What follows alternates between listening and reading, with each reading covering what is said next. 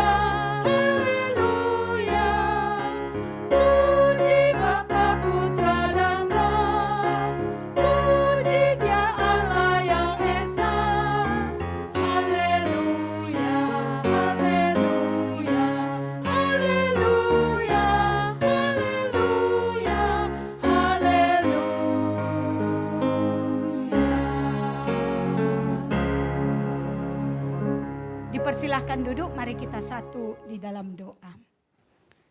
Bapa di surga, kami datang kepadamu di saat ini. Kami bersyukur dan berterima kasih kepadamu atas kasih dan anugerah-Mu dalam hidup kami. Engkau Allah yang terus menuntun dan menyertai kami di dalam kehidupan ini. Dan kami bersyukur di dalam kesempatan pada saat ini, kami boleh datang kepada Tuhan untuk memuji dan menyembah Tuhan.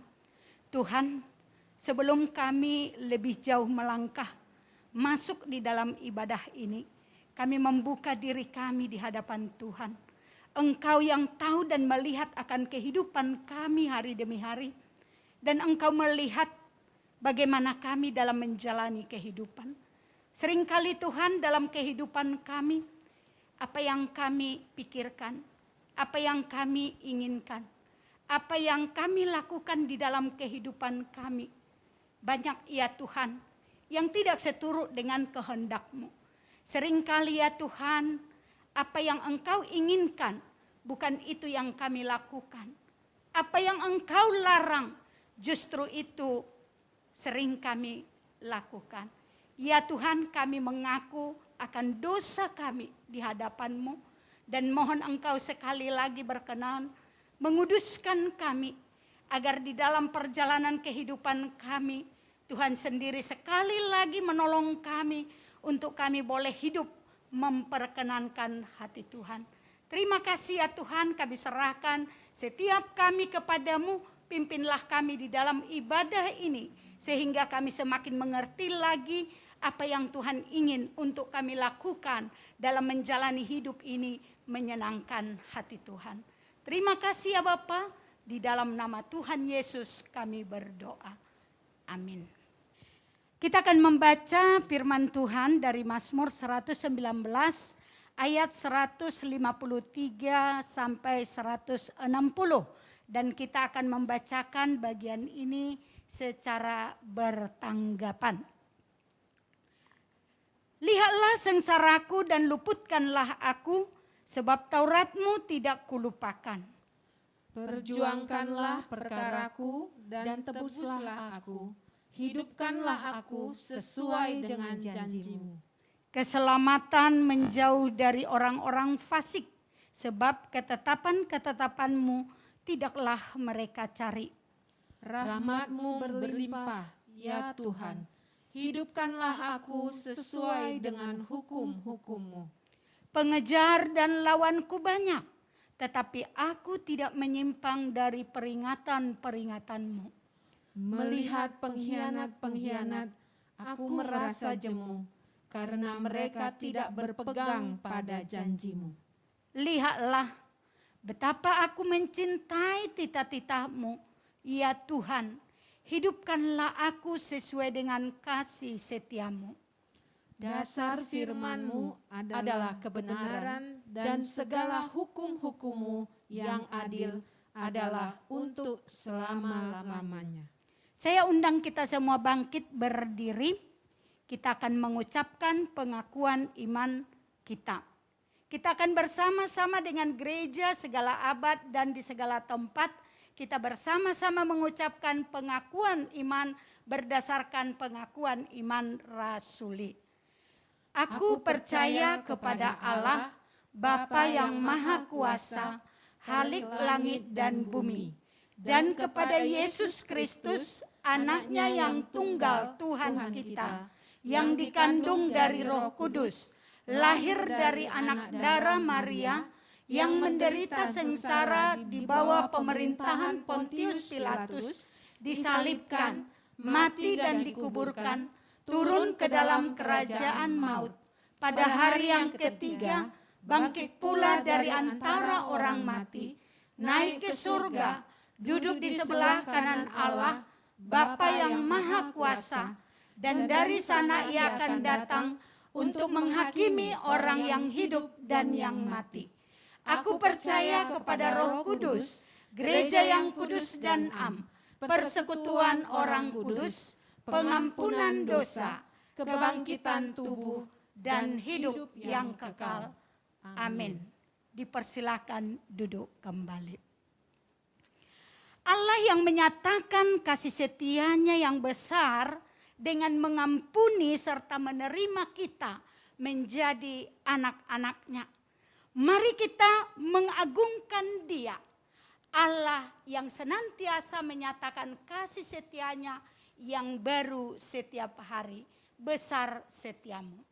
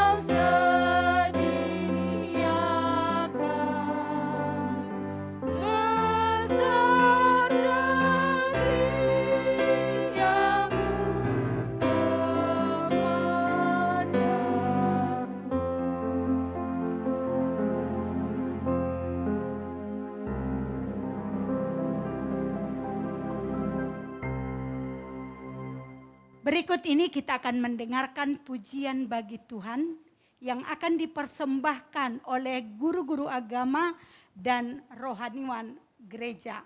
Waktu dan tempat kami sediakan.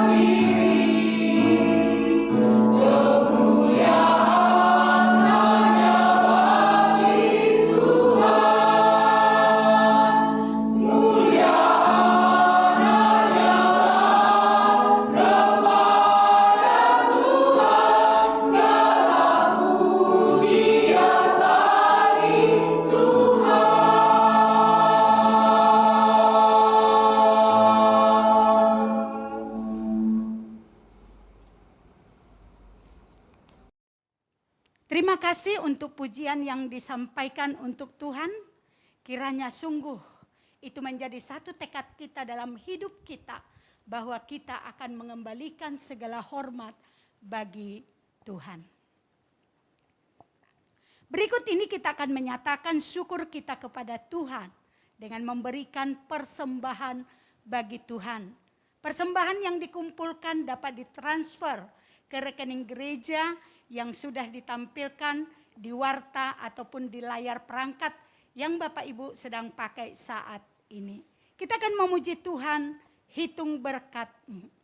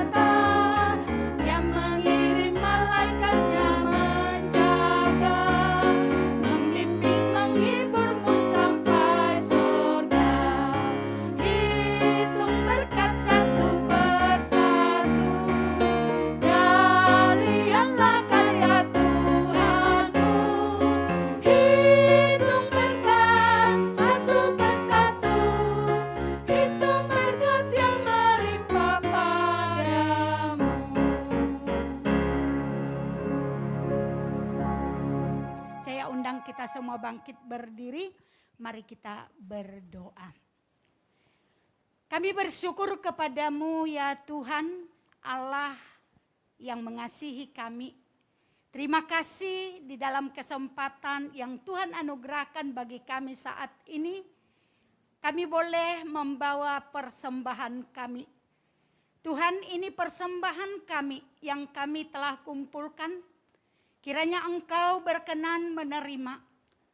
Apa yang kami bawa dan kumpulkan ya Tuhan, ini juga berasal dari berkat yang Tuhan sudah berikan dalam kehidupan kami.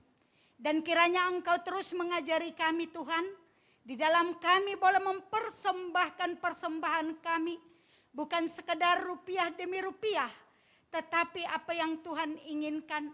Hidup kami yang sudah ditebus dan Engkau selamatkan, kiranya Engkau memampukan kami, untuk kami boleh mempersembahkan hidup kami, untuk kami pakai memuliakan Tuhan.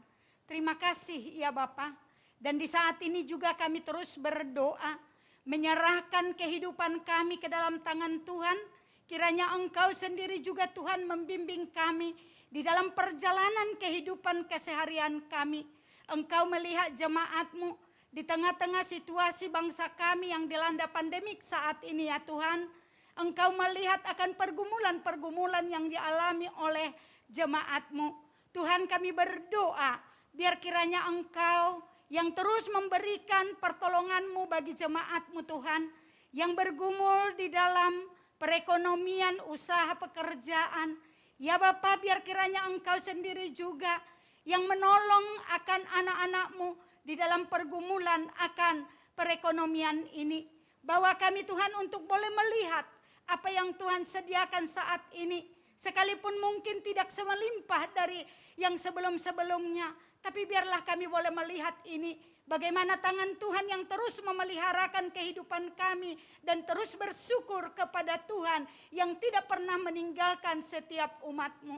Kami berdoa untuk jemaat-Mu yang di dalam pergumulan sakit penyakit.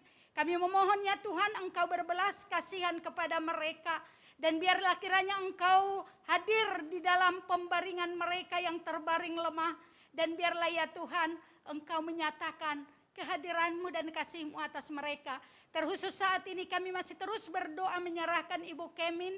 Tuhan, Engkau juga yang tolong anak-Mu ini, agar di dalam apa yang dialami saat ini Tuhan, Engkau yang berkenan menjamah dan Engkau memberikan pemulihan bagi dia.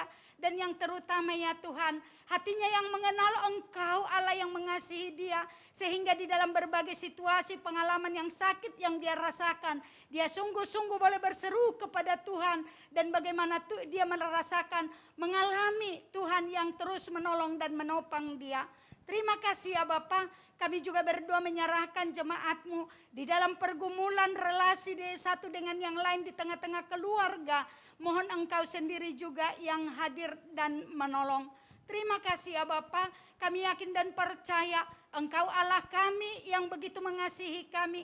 Engkau Allah yang dengan cara Tuhan sendiri hadir menolong umat-Mu dan tidak membiarkan umat-Mu. Bawa kami Tuhan untuk beriman kepadamu di dalam perjalanan kehidupan ini. Tantangan kesulitan yang kami alami itu tidak membuat kami menjadi jauh dari Tuhan. Tapi sebaliknya ya Tuhan, kami datang kepada Tuhan yang adalah Jehovah Jireh, yang menyediakan pertolongan-pertolongan-Mu bagi kami untuk membawa kami lebih dekat kepadamu. Terima kasih ya Bapa. Kami juga berdoa menyerahkan untuk seluruh pelayanan pekerjaan dari gereja-Mu. Kami mohon agar Engkau juga yang terus memberkati. Saat ini di dalam renovasi yang sedang dijalankan ya Tuhan, biar kiranya Engkau hadir dan memimpin. Baik itu di dalam pengerjaannya untuk para tukang yang mengerjakan. Berikan kepada mereka hikmat bijaksana dan ketelitian di dalam melakukannya. Jaga keselamatan mereka ya Bapa. Dan kami juga berdoa menyerahkan segala apa yang dibutuhkan. Biar kiranya Engkau juga yang menyediakannya Tuhan. Kami rindu pekerjaan ini boleh terselesaikan. Dan pada akhirnya umat-Mu akan bersama-sama dapat memuji dan memuliakan Engkau di tempat ini. Di rumah Tuhan ini. Terima kasih Bapa. Kami menserahkan juga sekolah. Kami bersyukur kepada Tuhan untuk anugerah Tuhan yang mempercayakan ladang Tuhan melalui Sekolah Kristen Kalam Kudus Medan di 3 lokasi yang ada di Rambung, Mayang, dan Kapten Muslim. Terima kasih ya Bapak untuk setiap orang yang sudah Tuhan percayakan untuk melayani, mulai dari pengurus, pimpinan akademik, dan juga guru-guru yang boleh ambil bagian di dalam pelayanan ini. Kiranya Engkau menuntun dan membimbing kami untuk kami boleh mengerjakan akan pekerjaan-Mu ini seperti apa yang Tuhan inginkan. Dan kami bersyukur untuk anak-anak yang Engkau percayakan untuk dididik dan dilayani di tempat ini. Bapa di surga, kami mau menyerahkan ke dalam tangan Tuhan. Biar kiranya Engkau juga membantu Tuhan bagaimana kami di dalam membimbing mereka, memperlengkapi mereka dengan ilmu pengetahuan. Tapi terlebih lagi supaya mereka juga di tempat ini boleh mengenal Engkau adalah Tuhan dan Juru Selamat kehidupan mereka.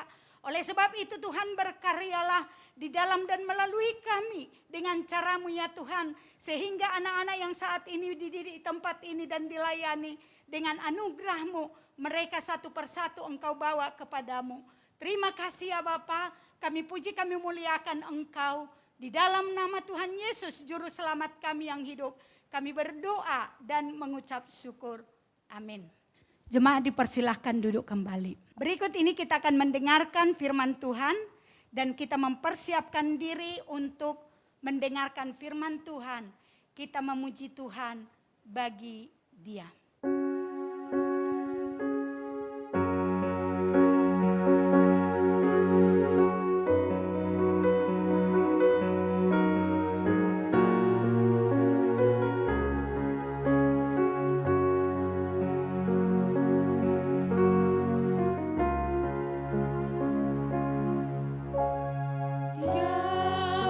Yesus selamat di bagiku.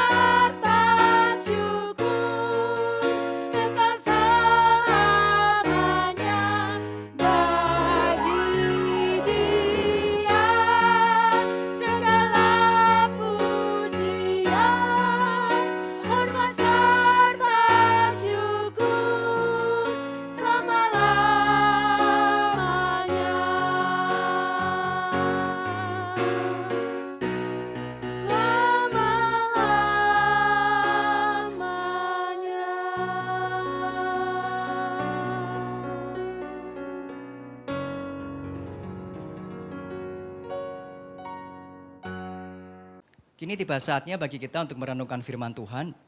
Kita akan berdoa terlebih dahulu untuk meminta pertolongan Tuhan yang akan menerangi hati kita. Mari kita berdoa. Bapa Kerajaan Surga, kami mengucap syukur di dalam ibadah kami diberikan satu kesempatan untuk kami merenungkan firman Tuhan. Kiranya ini menyadarkan kami betapa Allah begitu mulia di dalam kehidupan seluruh dunia ini, dan kami dipanggil untuk memuliakan Tuhan dengan sepenuh hati kami, dengan kesukarelaan kami dan dengan sukacita kami. Kami serahkan seluruh perenungan kami akan firman Tuhan ke dalam tangan Tuhan. Buka hati dan pikiran kami. Dalam nama Tuhan kami Yesus Kristus, kami berdoa, kami mengucap syukur. Amin. Di penghujung bulan Oktober pada kali ini, kita akan merenungkan satu tema, yaitu Soli Deo Gloria. Kita ambil dari kitab Wahyu, pasal yang pertama ayat yang keempat sampai yang ke-8, dan Roma 11 ayat 36. Wahyu 1, 4 sampai 8. Dari Yohanes kepada ketujuh jemaat yang di Asia Kecil. Kasih karunia dan damai sejahtera menyertai kamu. Dari Dia yang ada dan yang sudah ada dan yang akan datang. Dan dari ketujuh roh yang ada di hadapan tahtanya. Dan dari Yesus Kristus, saksi yang setia. Yang pertama bangkit dari antara orang mati dan yang berkuasa atas raja-raja di bumi ini. Bagi Dia yang mengasihi kita dan yang telah melepaskan kita dari dosa kita oleh darahnya, dan yang telah membuat kita menjadi satu kerajaan, menjadi imam-imam bagi Allah Bapanya. Bagi Dialah kemuliaan dan kuasa sampai selama-lamanya. Amin. Lihatlah, Ia datang dengan awan-awan dan setiap mata akan melihat Dia, juga mereka yang telah menikam Dia. Dan semua bangsa di bumi akan meratapi Dia. Ya, amin. Aku adalah Alfa dan Omega, firman Tuhan Allah, yang ada dan yang sudah ada dan yang akan datang, yang maha kuasa. Sekarang kita lanjutkan dari Roma 11 ayat yang ke-36. Sebab segala sesuatu adalah dari Dia dan oleh Dia dan kepada Dia. Bagi Dialah kemuliaan sampai selama-lamanya. Sebagai seorang Kristen, kita tentu familiar, cukup akrab dengan jargon segala sesuatu untuk kemuliaan Tuhan. Tetapi di sisi lain, meskipun kita akrab dengan jargon itu dan kita mungkin cukup mudah untuk memahami maksudnya, tetapi tidak semua orang sampai kepada tujuan itu untuk memuliakan Tuhan. Bahkan sebagai gantinya, banyak orang, bahkan kita juga, menggunakan memuliakan Tuhan itu untuk apa? Untuk kemuliaan dan puji-pujian dari diri kita. Maka sangat penting untuk kita kemudian mengingat akan semangat reformasi, yaitu Soli Deo Gloria, yang artinya adalah hanya bagi Allah saja kemuliaan, atau kemuliaan hanya bagi Allah saja. Nah, kelima sola itu tidak bisa dipisah-pisahkan, tidak bisa dilepaskan satu dengan yang lain. Mengapa kita menerima sola scriptura di dalam kacamata Soli Deo Gloria? Karena hanya di dalam Alkitab kita mengenal Allah yang mulia dan Allah yang harus kita muliakan. Melalui sola fide, kita memahami hanya melalui iman yang menyelamatkan, kita dapat menerima karya keselamatan yang dikerjakan oleh Allah yang mulia itu. Kita menerima, mempercayai sola gratia. Karena anugerah Allah lah yang menjadi dasar kita memuliakan Allah yang sudah menyelamatkan kita. Solus Christus, hanya di dalam Kristus kita dapat memuliakan Allah. Maka tidak heran jika kemudian Rasul Paulus mengatakan di dalam Roma 11 ayat 36 yang tadi kita baca, segala sesuatu adalah dari Dia, oleh Dia, dan kepada Dia. Bagi Dialah kemuliaan untuk selama-lamanya. Nah, kalau kita membaca kitab Wahyu yang tadi kita baca dengan teliti, di situ banyak sekali simbol-simbol yang digunakan. Mengapa? Salah satunya adalah karena pada waktu itu ketika kitab Wahyu ditulis dan dibagikan kepada jemaat, orang-orang percaya sedang mengalami satu penderitaan, sebuah penganiayaan yang hebat, bukan yang main-main. Yaitu di dalam masa pemerintahan Kaisar Domitian yang memerintah tahun 81 sampai 96 Masehi. Nah, pada waktu itu Rasul Yohanes menerima wahyu dari Tuhan untuk apa? Untuk kemudian dibagikan kepada tentang 7 jemaat di dalam kitab Wahyu itu, tetapi sebenarnya itu mewakili seluruh gereja yang ada di dunia. Dan bagian yang selanjutnya adalah untuk menguatkan orang-orang percaya melalui karya Kristus dan pengharapan di dalam Kristus. Nah, setelah Yohanes mendapatkan wahyu dari Tuhan, dia menuliskannya dan kemudian membagikannya, mengirimkannya kepada setiap gereja, kepada orang-orang Kristen pada waktu itu yang sedang mengalami sebuah penganiayaan yang hebat. Nah, makanya simbol-simbol di dalam kitab Wahyu cukup familiar, cukup akrab dengan siapa? Dengan orang-orang Kristen yang ada pada masa itu. Orang-orang non-Kristen barangkali ketika membaca kitab Wahyu mereka tidak akan melihat keunikan bahwa ini adalah sebuah kitab Kristen. Gitu. Nah, sebelum memberikan secara lebih detail tentang apa yang Tuhan ingin sampaikan kepada 7 gereja yang dimaksud, Rasul Yohanes memberikan salam terlebih dahulu. Ini sebuah gaya atau sebuah ciri surat yang pada waktu itu ditulis. Yohanes memberikan salam damai sejahtera di dalam Allah Tritunggal. Dikatakan dari Bapa yang ada dan yang sudah ada dan yang akan datang. Itu makna lain dari Allah yang kekal. Lalu dari Roh Kudus, katakan. Ketujuh roh yang ada di hadapan takhtanya. Nah, sebutan ketujuh roh ini bukan berarti ada 7 roh secara matematis begitu. Tetapi kata ketujuh roh ini merupakan sebuah simbol yang menyatakan sebuah kesempurnaan. Misalnya di dalam Wahyu 3 ayat yang pertama. Menggunakan istilah yang sama. Inilah firman Dia yang memiliki ketujuh roh Allah dan ketujuh bintang itu. Jadi 7 adalah angka yang sangat akrab dengan orang-orang percaya hari itu yang menyimbolkan memiliki makna kesempurnaan. Jadi ketika dikatakan dari ketujuh roh, maksudnya siapa? Roh Kudus. Lalu dari Yesus Kristus, saksi yang setia, yang pertama bangkit dari antara orang mati dan yang berkuasa atas raja-raja di bumi. Kristus bukan sekedar saksi yang melihat sebuah peristiwa. Tetapi Kristus adalah seorang saksi yang mengalami sebuah peristiwa. Dia mengalami bagaimana dia berelasi dengan Allah Bapa, berelasi dengan Roh Kudus di dalam kekekalan. Dia mengalami peristiwa bangkit dari antara orang mati.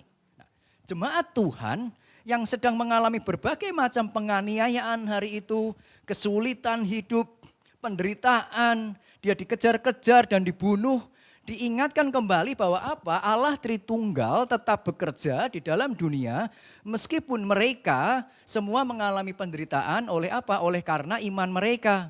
Dan yang terakhir selanjutnya Rasul Yohanes menjelaskan tentang siapakah Kristus. Bagi Dia yang mengasihi kita dan yang telah melepaskan kita dari dosa kita oleh darah-Nya.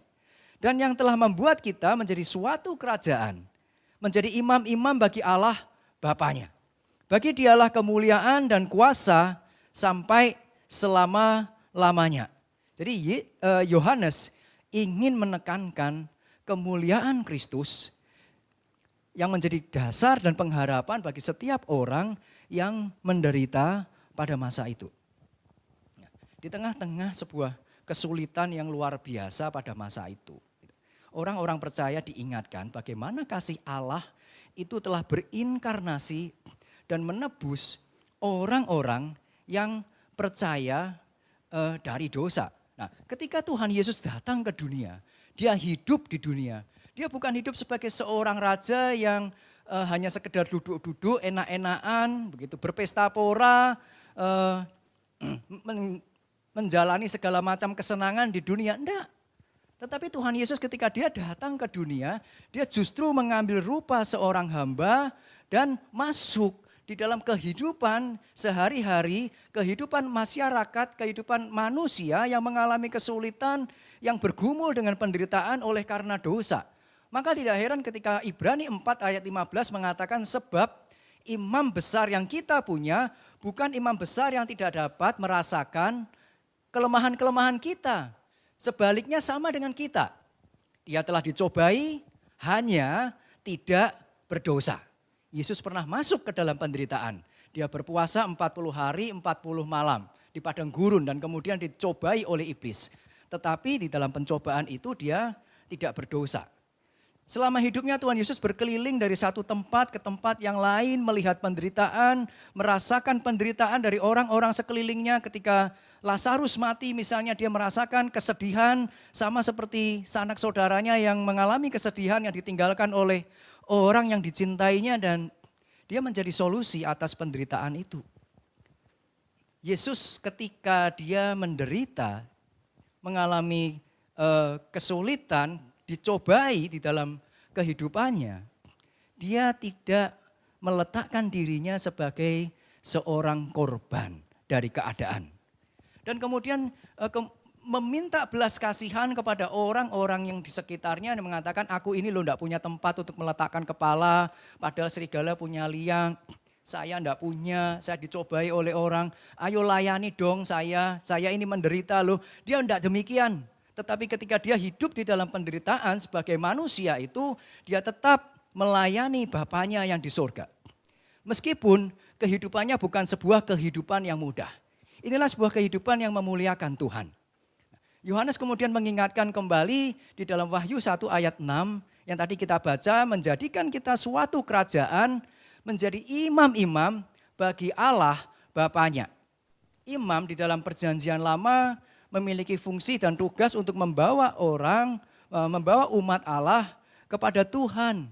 Jadi ketika kita menjadi sebuah imam, seorang imamat atau sebuah komunitas umat yang rajani, kita punya tugas dan panggilan untuk apa?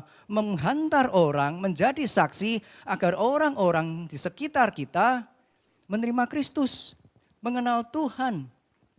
Demikian orang-orang percaya hari itu diingatkan kembali, memang hidupmu menderita, memang hidupmu penuh kesulitan. Tetapi di dalam penderitaanmu bukan berarti tugas dan panggilan untuk memuliakan Tuhan kemudian dihilangkan. Memuliakan Tuhan tidak harus dipahami dan dilakukan ketika penderitaan itu hilang, lenyap dari kehidupan kita. Kalau kita ingin merenungkan apa itu Christian victory over the pain, begitu kan? Kemenangan Kristen atas penderitaan, kemenangan Kristen atas kejahatan setidaknya dinyatakan dengan 3 cara. Kemenangan Kristen atas penderitaan dinyatakan dengan cara yang pertama, misalnya apa? Seperti yang tadi sudah saya katakan bahwa penderitaan itu dihilangkan sama sekali. Tidak ada lagi penderitaan yang akan dialami oleh manusia. Dan itu akan terjadi ketika nanti kita berada di surga. Di sana tidak akan ada penderitaan, di sana tidak akan kejahatan, bahkan potensi kita untuk berbuat dosa sekalipun akan dihilangkan oleh Tuhan. Itu cara yang pertama. Lalu cara yang kedua, bukan penderitaannya yang dihilangkan, tetapi penderitaannya tetap ada. Tetapi orang yang mengalami penderitaan itu diberikan kekuatan. Supaya apa? Supaya penderitaan yang tadinya efeknya merusak tidak berdampak kepada orang-orang yang diberikan kekuatan oleh Tuhan. Penderitaannya tidak dihilangi, tetapi kita diberikan kekuatan, diberikan ketekunan untuk terus hidup setia di dalam penderitaan. Ini cara kedua ketika kemenangan atas penderitaan itu dinyatakan. Tetapi ada cara yang ketiga, bagaimana kemenangan atas penderitaan itu dinyatakan. Yang ketiga ini, penderitaan sekali lagi tidak dihilangkan, tetapi digunakan untuk kebaikan.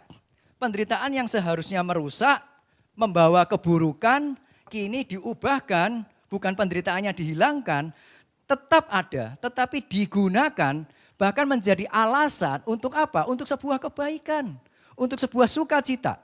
Itu yang Paulus rasakan di dalam Kolose 1 ayat 24 ketika dia mengatakan demikian. Sekarang aku bersukacita.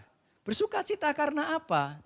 Paulus melanjutkan di Kolose 1:24, bahwa aku boleh menderita karena kamu dan menggenapkan dalam dagingku apa yang kurang pada penderitaan Kristus, yaitu untuk tubuhnya, yaitu jemaat. Jadi apa dasar Paulus bersukacita? Karena dia boleh ikut ambil bagian di dalam penderitaan untuk membangun jemaat. Ketika dia mengalami penderitaan untuk membangun jemaat, itu dasar dia untuk bersukacita karena di dalam penderitaan itu dia mengalami Kristus di dalam setiap pelayanannya di hadapan Tuhan. Pengharapan yang dimiliki oleh orang percaya bukan sekedar ketika mengalami masa yang damai, masa yang nyaman, tetapi karena Kristus ada di dalam penderitaan, ada dalam kehidupan mereka, di dalam segala macam situasi. Kehidupan kita itu tidak diawali dari kekuatan kita, tidak diawali dari bahkan kehendak kita sendiri. Kita itu mati di dalam dosa. Jadi kita hidup atau mati? Kita hidup, tetapi mati. Ujungnya apa? Ujungnya kebinasaan. Logikanya kita itu mirip orang yang memiliki penyakit yang ganas, yang mematikan di dalam tubuh kita, tetapi kita tidak menyadarinya. Dan kita menikmati kehidupan yang penuh dengan penyakit, tetapi kita tahu-tahu kita berujung pada kebinasaan. Maka Tuhan yang harus berinisiatif terlebih dahulu untuk apa? Menyelamatkan kita. Untuk apa? Apakah untuk sekedar selamat? Saya kira ini pemikiran yang keliru. Keselamatan di dalam Kristus, kelahiran baru oleh Roh Kudus, bukan tujuan akhir kehidupan manusia. Sebaliknya keselamatan yang kita alami, yang kita miliki di dalam Kristus adalah sebuah awal dari sebuah kehidupan yang baru yang bersama dengan Tuhan. Kehidupan yang dikembalikan kepada fungsinya dan maknanya yang semula. Fungsi dan tujuan, untuk apa sih Tuhan menciptakan manusia? Nah, ketika manusia jatuh ke dalam dosa, tujuan itu melenceng, tujuan itu tidak dinyatakan di dalam kehidupan manusia oleh manusia yang berdosa. Maka Kristus mengembalikannya ke jalannya yang semula. Di dalam Westminster Shorter Catechism, sebuah buku katekisasi awal abad ke-17, karena itu shorter, ada satu lagi yang larger, maka yang shorter itu biasanya digunakan untuk remaja. Jadi ini sebuah katekisasi yang digunakan untuk remaja, untuk kaum muda. Di dalam pelajaran yang pertama, pertanyaan pertama di situ dikatakan, what is the chief end of man? Lalu dijawab, the chief end of man is to glorify God and enjoy Him forever. Jadi apa sih tujuan hidup kita? Apa sih tujuan hidup manusia? Tujuan hidup manusia adalah memuliakan Tuhan dan menikmati Dia selama-lamanya. Jujur ketika saya merenungkan hal ini, membaca buku itu pertama kali dan membaca kalimat itu karena itu di halaman yang pertama, lesson 1, question 1, saya sedikit bingung dengan satu bagian begitu. Yaitu menikmati Tuhan. Bagian yang memuliakan Tuhan itu sesuatu yang frase yang sangat akrab gitu. Jadi bagaimana aplikasinya ya? Kita di dalam kehidupan kita berbuat baik, menjalankan perintah Tuhan dan menjadikan Tuhan dasar dari kehidupan kita sehingga ketika orang melihat kebaikan saya, perbuatan-perbuatan saya, mereka melihat Tuhan yang sudah mengubahkan kehidupan saya. Menjadikan diri saya alat untuk kemuliaan nama Tuhan. Itu perbuatan yang memuliakan Tuhan. Memang tidak semua orang sampai pada tujuan ini dan bahkan saya pun begitu, jatuh bangun untuk melakukan hal semacam itu. Masih ada kadang ego untuk kemuliaan diri dan sebagainya. Makanya di dalam Matius 6 ayat 4 Tuhan mengatakan hendaklah sedekahmu jika kita memberi, diberikan secara tersembunyi. Maka Bapamu yang tersembunyi itu akan melihat dan membalasnya kepadamu. Nah, tetapi frase memuliakan Tuhan saya kira di dalam kalangan kita, gereja, orang-orang percaya sangat mudah relatif untuk mudah dipahami. Meskipun tetap saja sulit untuk dilakukan. Gitu. Tetapi menikmati Tuhan gitu kan. Selama-lamanya, apakah hal ini hanya berlaku di surga saja? Apa itu menikmati Tuhan? Apakah sama maknanya dengan menikmati berkat Tuhan? Apa hubungannya menikmati Tuhan dengan memuliakan Tuhan? Satu pergumulan sendiri. Sampai suatu saat saya teringat dan saya mengalami satu pengalaman di dalam kehidupan saya. Begini, ketika itu mungkin tahun ketiga atau tahun keempat saya lulus dari universitas, dari teknik sipil. Dan itu mungkin kalau tidak salah tahun pertama saya mulai bekerja sendiri. Jadi 3 tahun pertama saya bekerja di dalam sebuah perusahaan konstruksi, setelah itu saya resign. Saya bekerja sendiri menjadi seorang kontraktor. Nah, suatu ketika saya mendapatkan job enggak besar sih begitu. Untuk renovasi sebuah rumah yang pekerjaan utamanya itu pengecatan seluruh rumah. Rumahnya cukup besar di situ.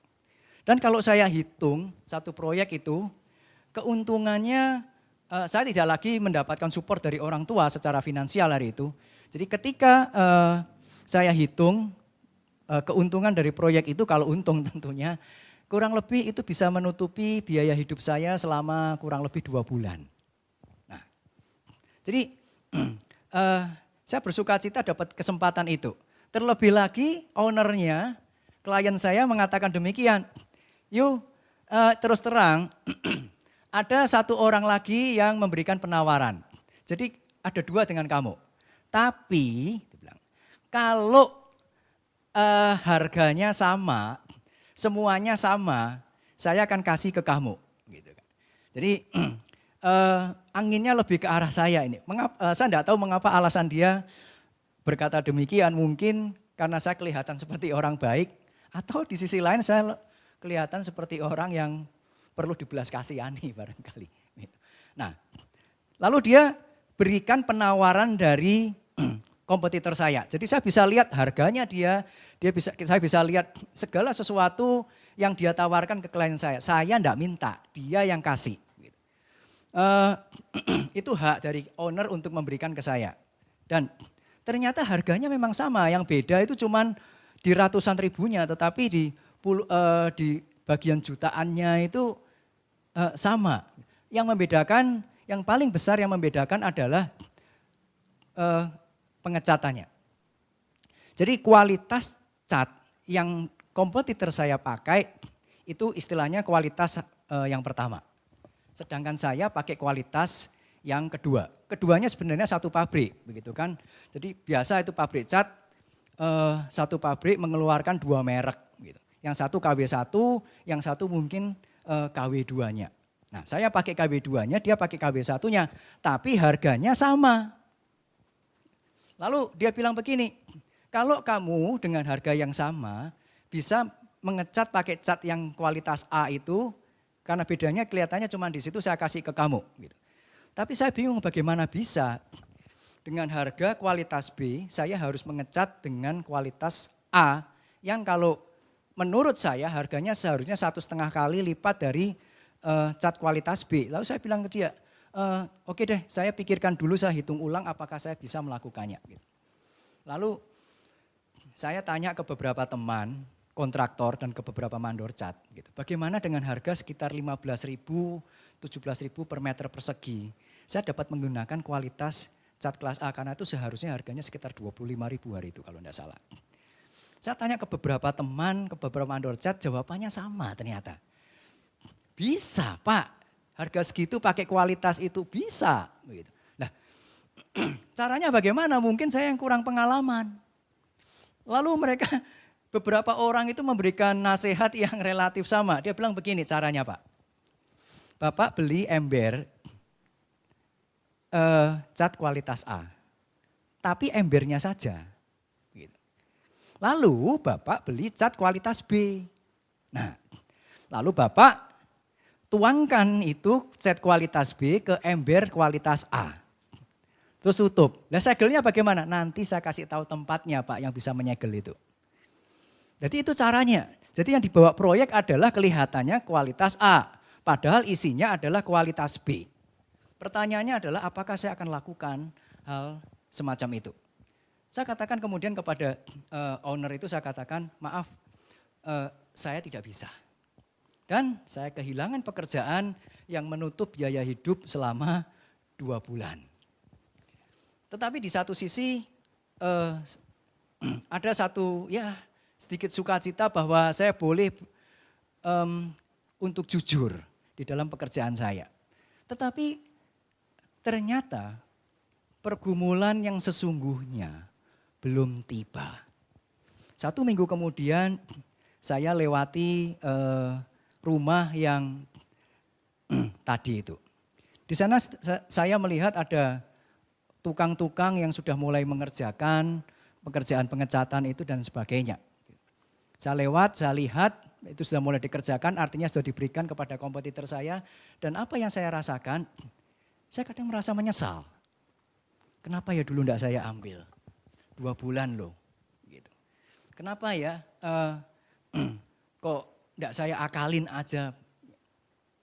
Tapi dari satu pengalaman tersebut, saya belajar satu hal. Yaitu apa? Memuliakan Tuhan itu satu hal. Menikmati, memuliakan Tuhan, menikmati Tuhan itu hal yang berbeda. Kita mungkin bisa menikmati, kita mungkin bisa memuliakan Tuhan. Tetapi kita belum tentu bisa menikmati, memuliakan Tuhan. Kita belum tentu bisa menemukan bagaimana Tuhan memberikan kekuatan, memberikan kita damai sejahtera di dalam perbuatan-perbuatan yang memuliakan Tuhan itu. Pertanyaan kita hari ini adalah apakah ada sukacita ketika kita memuliakan Tuhan? Meskipun itu di dalam penderitaan sekalipun. Kita bisa memuliakan Tuhan melalui pelayanan kita.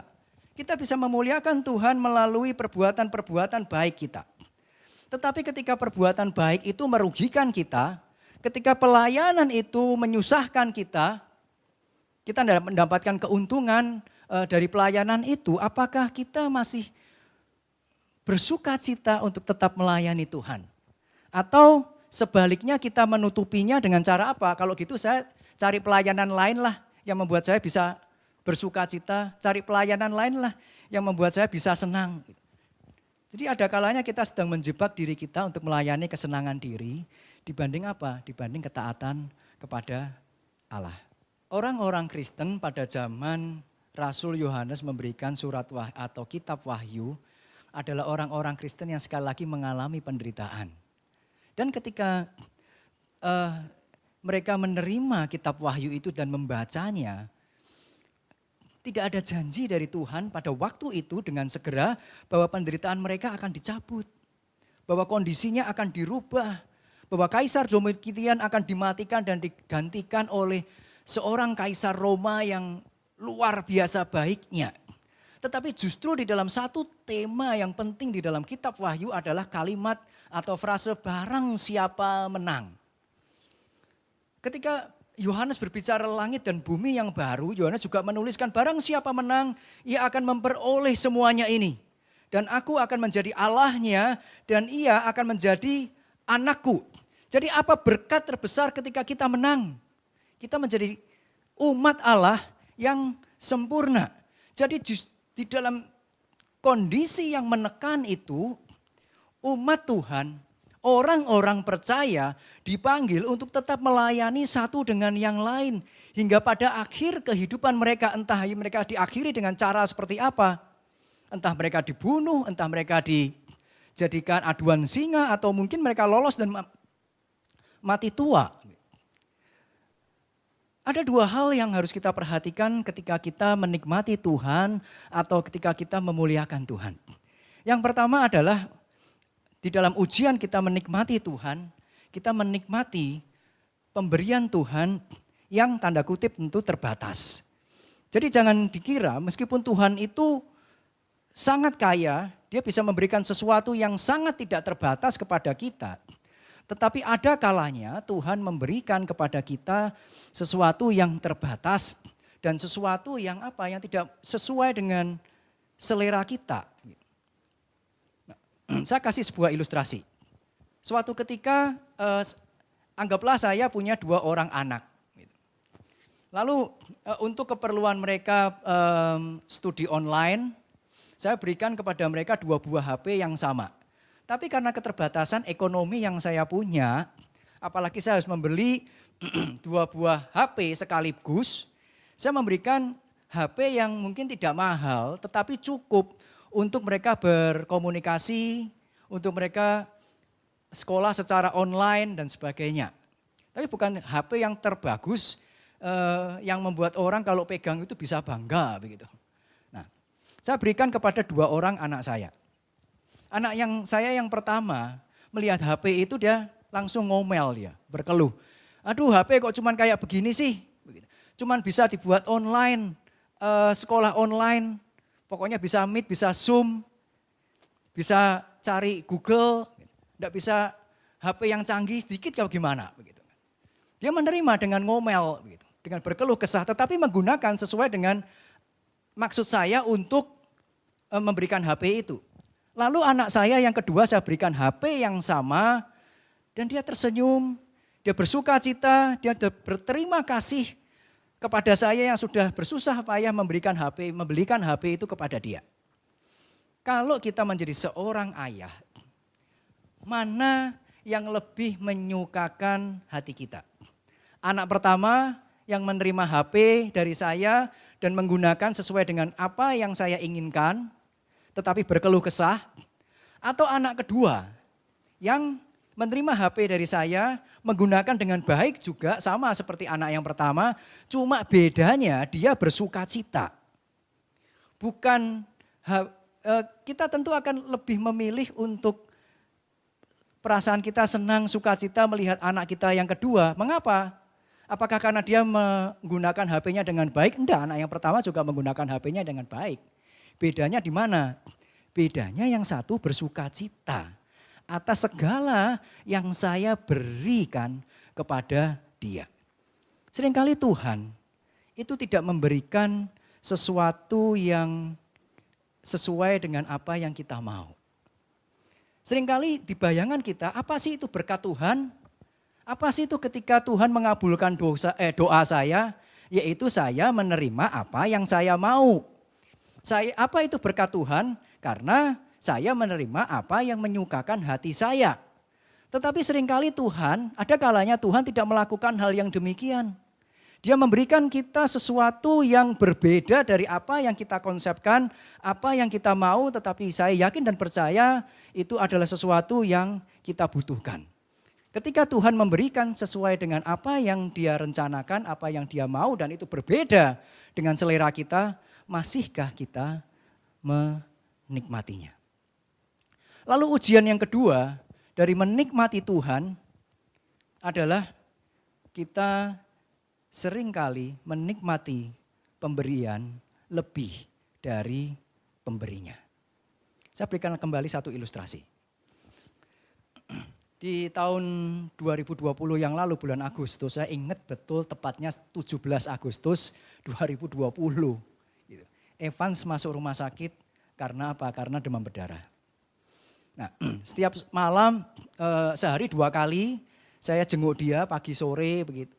Nah, setiap kali saya jenguk dia pinjam HP saya untuk kemudian apa? Dia main game di HP saya. Dia senang gitu kan. Nah, anak sakit bisa tertawa ya, saya sebagai seorang tua, sebagai ayah lihat dia senang juga ikut senang.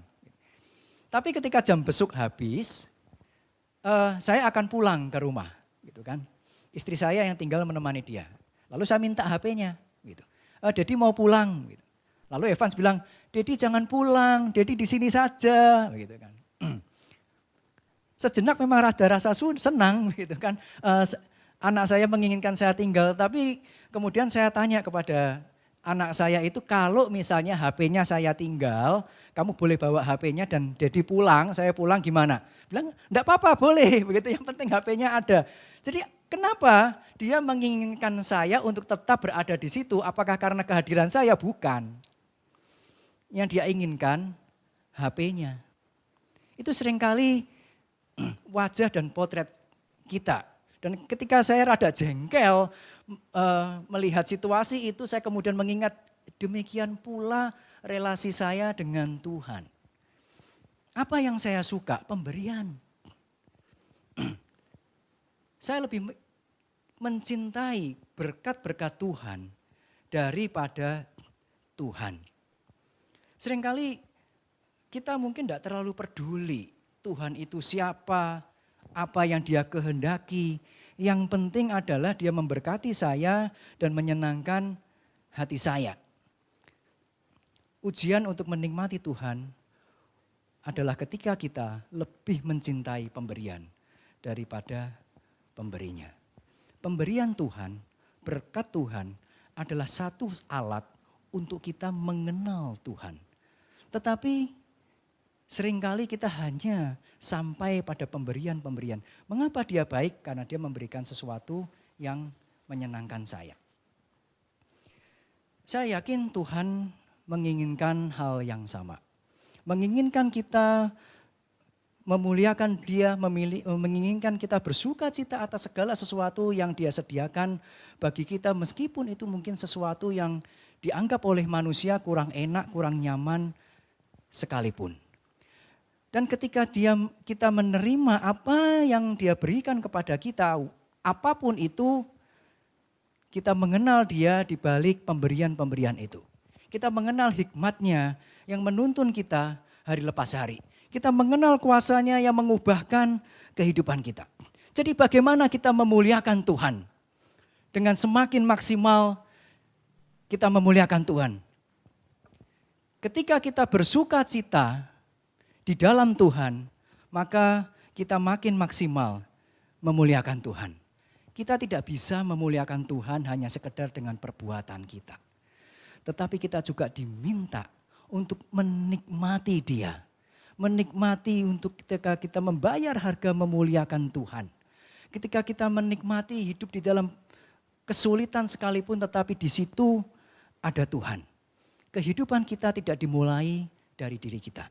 Kehidupan kita dimulai oleh karena tangan Tuhan yang bekerja atas kehidupan kita. Kita boleh bersuka cita ketika Tuhan dimuliakan di dalam kehidupan kita. Dan saya yakin dan percaya ketika kita memuliakan Tuhan dan kita diberikan kekuatan untuk Tuhan semakin besar dan kita semakin kecil, kita bersembunyi di balik kemuliaan Tuhan itu. Saya sempat membayangkan bagaimana saya bersembunyi di balik Tuhan dan bagaimana ketika Tuhan dimuliakan di hadapan orang. Saya berikan satu ilustrasi terakhir. Ketika Tuhan semakin bertambah dan kita semakin berkurang, maka kita tertutup oleh Tuhan.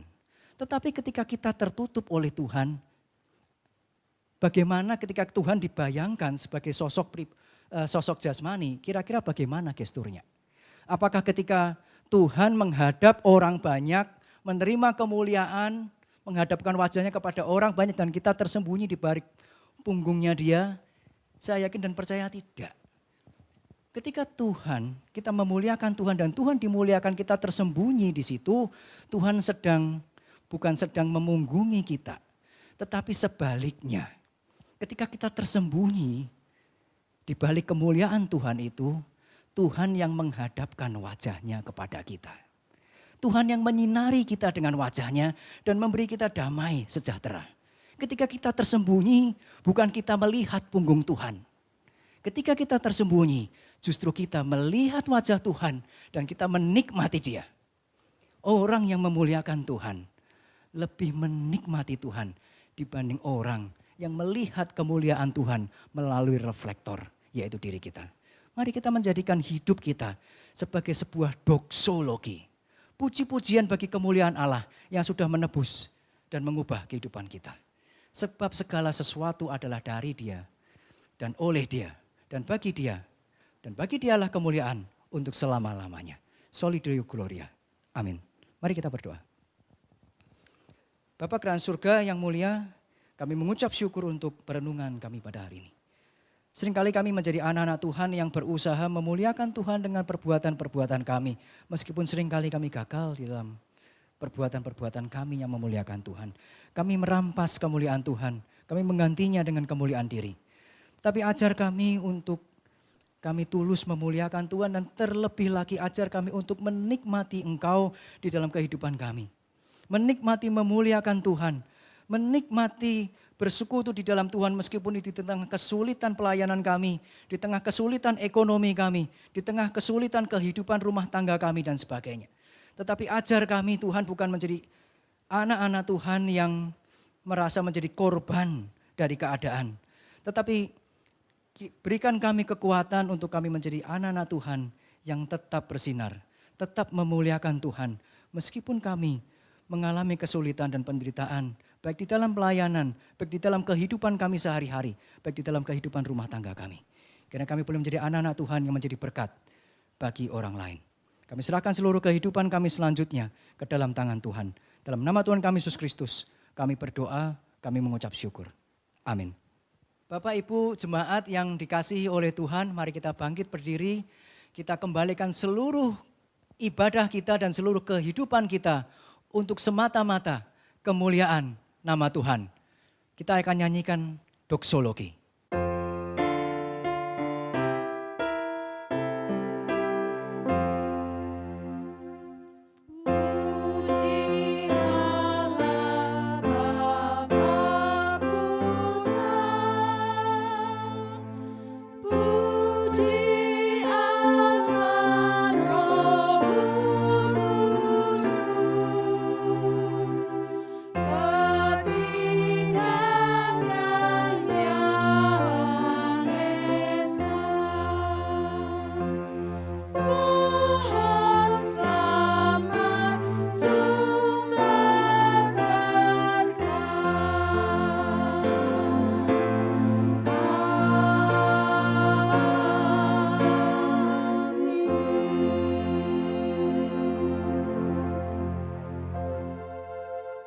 Saat ini kita akan kembali ke dalam kehidupan kita masing-masing.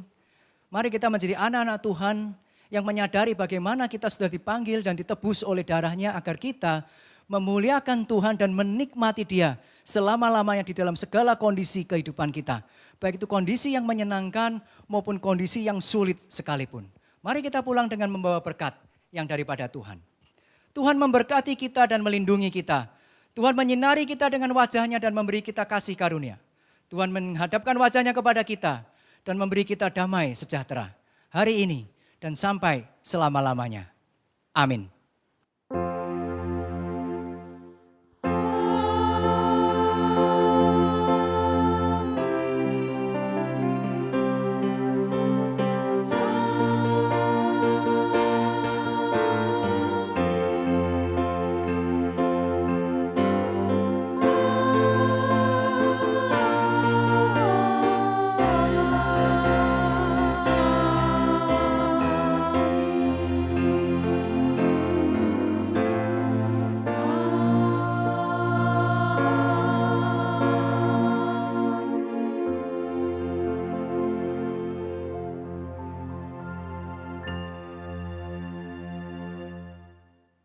Bapak Ibu sekalian silahkan duduk, kita akan saat teduh sebentar dan ibadah pada pagi hari ini selesai. Jadilah umat yang selalu memuliakan Tuhan di dalam setiap kondisi dan kita menikmati Dia untuk selama-lamanya. Amin.